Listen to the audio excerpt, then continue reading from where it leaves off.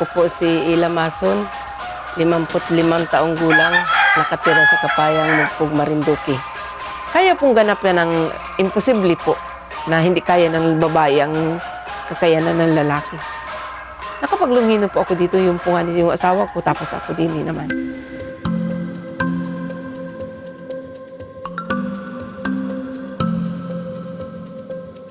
Ayon dun sa mga pananaliksik at pag-aaral na nagawa, ang nabasa ko si Dionisio Santiago ang nag-introduce ng Moryon sa Marinduque, sa bayan ng Mugpog, particularly one Lenten season. Parang siguro ginagawa niya at that time is yung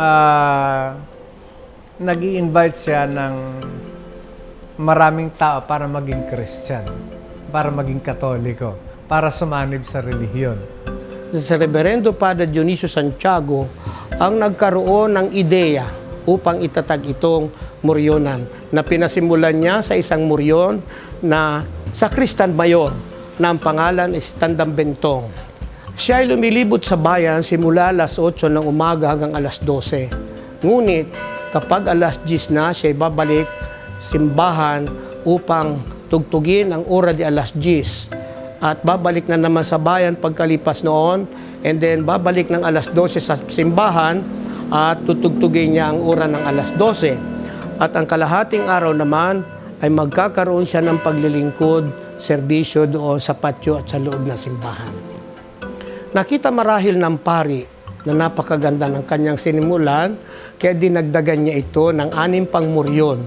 At nagkabuo sila ng 7 moryon na siyang aakto bilang mga sundalo sa pagpapako ng Santo Sepulcro. Ito yung crucifixion, yung pagpugot ng ulo ni Longhino na siyang sumibat sa dibdib ni Cristo dun sa habang siya nakapako sa krus. Naging tradisyon yung magpahabol na kung saan-saan pumupunta. Nakikipag-inuman sila in between. Umiinom sila sa santol, pupunta doon, may mga tanduay doon parang kinukonsente ng mga tao yung ganong street play, yung ganong spectacle ni Longhino. Painumin siya, may pulutan, iinom. Tapos pag may moryon, tatakbo na naman siya. Yan, sakay ng tricycle, sakay ng jeep. Papunta ng santol yung mga moryon, papunta ng buwak si Longhino. So makikita, babaan sila, takbo na naman sila. Yung mga ganon. Una ay magatago muna kami, tago-tago. Pero ang mahabol po sa akin ay mga kababaihan din na moryon, yung mahabol sa akin. Unang arangkada, ay matakbulaan po ako ng malayo-layo. Tapos yung hindi kita ng mga tao na, di pahinga muna kita. Ay di, may makulit na mga moryon. Tagay muna kita. O di, siyempre, ang lakas po ng katawan pag ikaw yung nakainom ay parang masaya. Ganun lang po. Di yun, takbo. Ay, nung patatlong habol na sa akin, sabi ko, gapahuli na wari ako. Pagod na ako. Yung po, pero masaya po.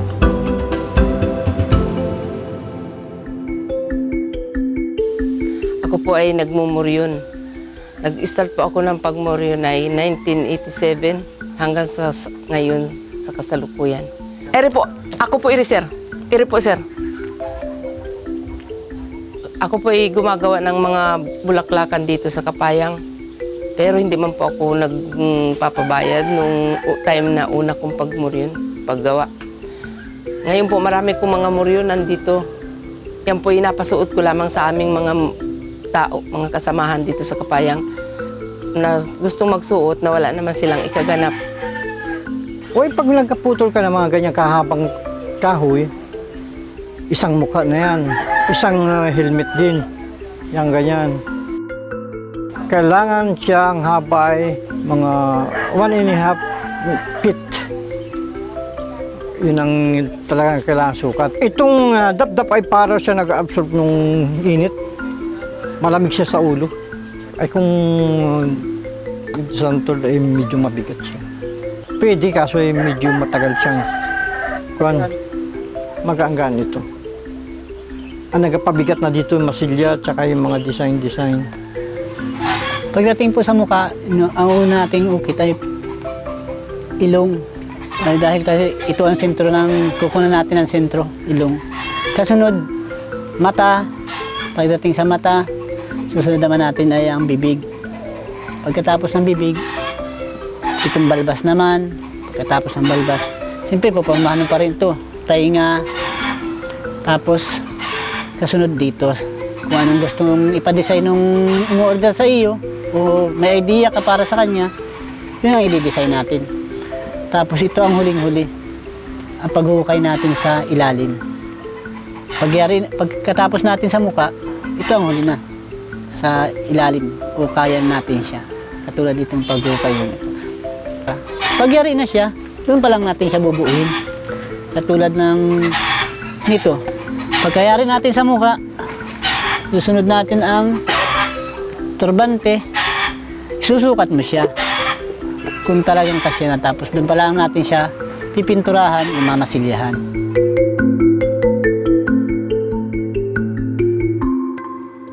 Sa akin po ay para pong katang-isip ko rin talaga, ma'am. Gawa ng ako'y natulungan ng aking asawa, natulungan ako ng anak ko sa mga paggawa. Pero yung sa pag-design po talagang ako ang gumawa. Wala man po akong kwan.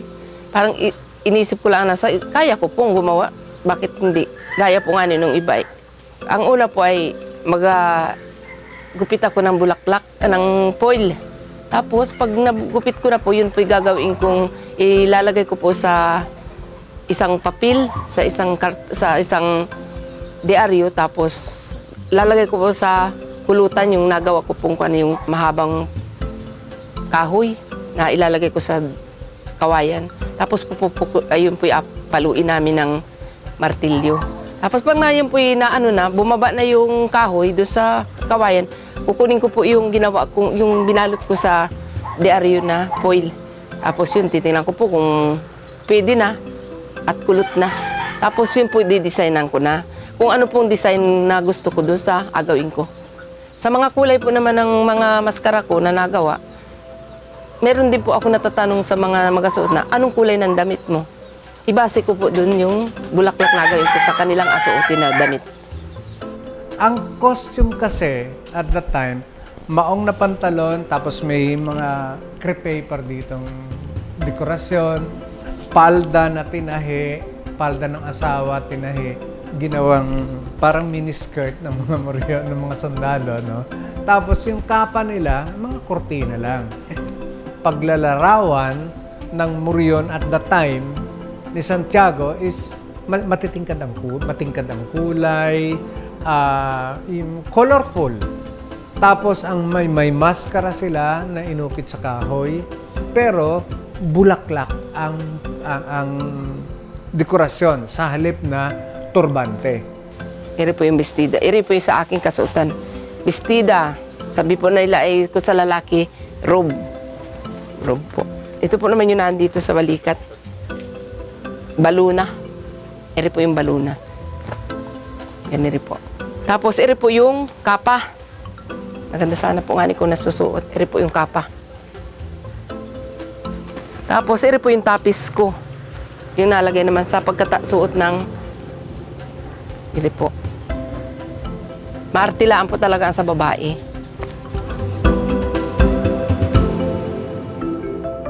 Parang isang taon po hindi kami nakapag-muryon. Parang nag-muryon nga kayo ng Miyerkules Santo. Parang pong hinabol kami ng patrol. At sabi nung aming presidente, bawal mag-muryon. Sabi naman namin, parang gusto ko na makamanlaan kami, makaraos lamang. Kami, bumalik na. Sabi, bawal daw . Pero nung time po ng Biyernes Santo, talagang umikot pa rin kami. Bakit hindi naman kami na mapunta sa bayan ? Wala naman po pating turistang maparito sa bundok, sa amin. Diyan lang po naman kami sa mga gubat-gubat na daan . Di makita, di huwag lumabas yung mga ayaw. Wala naman po . Pero sana hari nawa kami kuha na naman. At gawa na ngayon lang din naman kami makikiusap at nung taon po hindi kami nakaano . Gusto lang po namin mabuo yung aming panata.